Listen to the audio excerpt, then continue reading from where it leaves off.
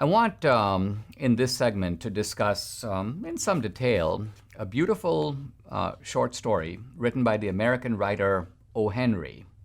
And the story, one of my favorites, I read it probably first when I was in my teens. It's called The Last Leaf. Now you might wonder, Dinesh, you do a podcast and it focuses on politics. Why do you do these forays into philosophy and occasionally music and literature and art? What is the point of doing that? Well, the point of doing that is this, that we spend a lot of time deploring the depravity of liberal culture, of left-wing, the kind of perverted values that Hollywood transmits in movies, the kind of disgusting exhibits that they try to parade before our children, the corrupt values that they have become brazen and open advocates for. But we don't spend much time affirming our values, affirming conservative values, values that are not only Christian in their root or Judeo-Christian, but values that appreciate the sublime, that appreciate beauty and dignity, and the kind of things that conservatives are supposed to conserve. So fortunately for us, there is a great tradition of this, and it's not just a tradition of the sort of top writers that come to mind when you first name the great writers Milton and Dante and Shakespeare, but they're also minor writers. And here's O. Henry, whose particular forte was the short story. A little bit about O. Henry. His real name was William Sidney Porter. He was born in Greensboro, North Carolina. But he moved to New York City. He wrote some enchanting tales about the West, but he then became a short story writer and a very successful one, and his stories are often set in New York. There are a number of stories I would recommend to you. Two of my favorites. One is called The Gift of the Magi, probably O. Henry's most famous story. Another one I read recently called The Furnished Room, a very eerie but interesting story. But I want to focus on my favorite, which is The Last Leaf. A very short story. You can actually find it online. It's no more than 6 or 7 pages. You can read it for yourself. But I'm going to give you a brief summary of the story itself. You've got a little brownstone apartment in Greenwich Village, the kind of art center of New York City. And you've got these two young girls, probably in their 20s. They're both artists. One is named Sue, and the other one is Joanna, also called Johnsy. And they're trying to make it in the competitive world of art, and they do sketches and they do paintings, and it's the dead of winter. And one of them gets sick. She gets, in fact, a kind of severe case of the cold that is kind of bordering on a pneumonia. And Sue begins to look after her roommate, Johnsy, who is sick, and give her hot soup and this sort of thing. And the doctor's called, and the doctor goes, well, this is a very persistent ailment. And I don't think that Johnsy has the kind of will to live that you need to fight through this kind of thing, even if you take medicine. And so the doctor is a little worried about Johnsy's prospects.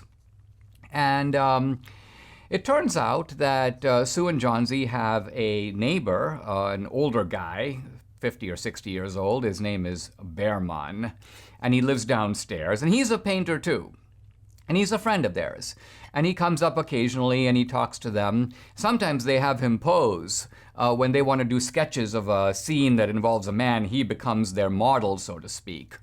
And this guy, Behrman, is, although he's always advising a paternalistic sense, advising Sue and Johnsy, he's actually a failed artist.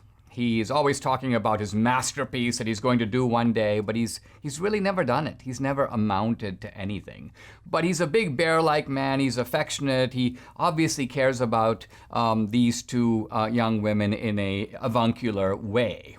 Now, interestingly, as Johnsy's health deteriorates, she becomes a little bit, almost delusional, and she develops an obsession by looking out the window, and she's looking at a tree, a kind of vine just outside the foggy window, and it's bitterly cold outside, and it's heavily snowing, and she's counting leaves on the vine, and she's noticing that one by one the leaves are falling off.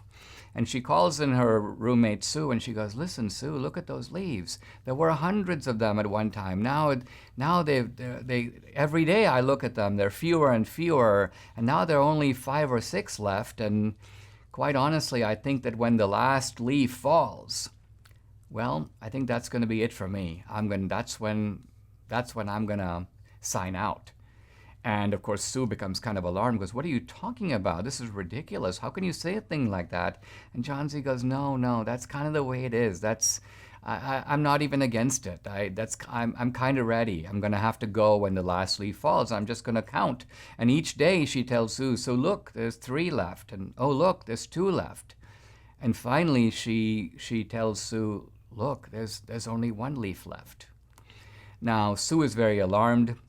And she tells Mr. Behrman, the bear-like guy who lives downstairs, she tells him, "I'm very worried about Johnsy. She seems to be virtually hallucinatory. She thinks that when this last leaf falls, that'll be it for her." And Behrman goes, "What kind of nonsense is this?" And of course, he's outraged by this. And he comes up to the apartment where he's going to do a session where Sue is going to paint him. And the two of them kind of look at each other meaningfully, and they don't say a word. And then Sue boards up the windows to keep the light out so she can do the painting. And Johnsy, her roommate, goes to sleep. And the next morning, Johnsy wakes up, and she immediately goes to the window to see if the last leaf has fallen. But no, it's still there. And Johnsy goes, "Wow, I don't know. I guess I'll have to wait another day and see what happens." And then the next day, there's more rain, there's more snow. But the following morning, Johnsy wakes up again, and there it is, the last leaf. It's still there. And Sue says to Johnsy, this could be kind of a sign. I don't know." And Johnsy goes, "Yeah." She goes, "I don't know. I kind of have been sort of wanting to die, but it's sort of a sin to want to die. Maybe I shouldn't be trying to think that way." And Johnsy slowly begins to sort of recover. And Sue brings her food, and Johnsy gets better. And then we come to my view, stunning climax of the story, which is to say that Johnsy is now largely recovered. She's better. And the doctor comes in and he goes, "She's safe. You've done it, food and care now, that is all." And now I read. "Sue came to the bed where Johnsy lay. 'I have something to tell you,' she said. 'Mr. Behrman died of pneumonia today. In the hospital. He was ill only 2 days. He was helpless with pain.' And then she continues, 'And then they found some things. There was a light that he had taken outside, and there were materials for painting. There was paint, green paint and yellow paint.'" And as a reader, you're thinking, what's this all about? And then we come to the end of the story. This is Sue talking to Johnsy. "Look out of the window, dear, at the last leaf on the wall. Didn't you wonder why it never moved when the wind was blowing?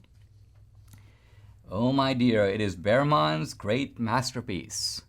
He painted it there the night that the last leaf fell." So, what do we get out of this? What are the values we're trying to affirm? I want to kind of highlight 2. The first one is from the point of view of Johnsy, the great importance in life of a sense of hope. That's really what the last leaf represents. The hope of living another day, doing something more with your life. And notice that for Johnsy, there's a kind of a religious dimension to this, because when Johnsy notices that the leaf doesn't fall, she says to Sue, I'm not quoting her, she goes, "It's a sin to want to die." She begins to rethink her earlier almost attraction to mortality. And she goes, that's not the right way to feel. Life is a gift. It needs to be affirmed. And then I want to turn to Mr. Behrman, the real hero of this story. A hero, why? Because he did produce a masterpiece, but it wasn't a masterpiece of art. Now, true, he did do a piece of art. He's the guy who put up a ladder on the window. He painted the leaf on the window. And so he sustained Johnsy's hope. But in doing it, he was an old man, and it was bitterly cold. And so essentially he caught his death of a cold. He caught pneumonia. He died. But his masterpiece was not his art. It was actually his life. A life in which he was willing to do the right thing, to take a risk, to put his own life in danger, and ultimately to give it up. To protect these two girls, and this one girl, Johnsy, whose own life was in mortal danger. So this is it is a beautiful character sketch, and it shows the virtues of a short story to be able to encapsulate so much. At the end of the story, you kind of feel like, wow, I kind of know Sue a little bit, but I kind of know Johnsy better, and I know Mr. Behrman most of all, and if I were in a difficult situation, the kind of guy that I would want next to me or in the trench is some guy like O. Henry's character, Mr. Behrman.